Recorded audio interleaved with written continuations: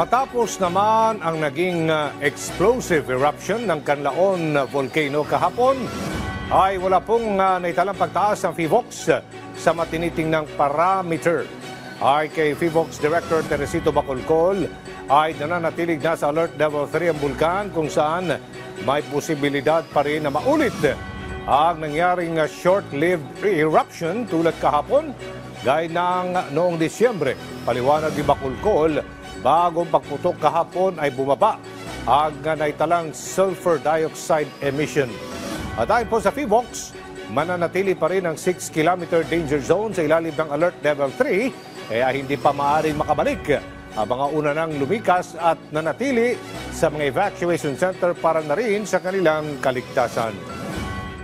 Wala tayong nakitang pag-increase sa monitored parameters. Hindi pa natin kailangang itaas yung alert level from alert level 3 to alert level 4. Now, hindi rin natin pwede pa munang ibaba yung alert level 3 from alert level 3 to alert level 2 kasi nga po as we've seen yesterday, nagkaroon pa po ng eruption and we have to assess this on a day-to-day basis.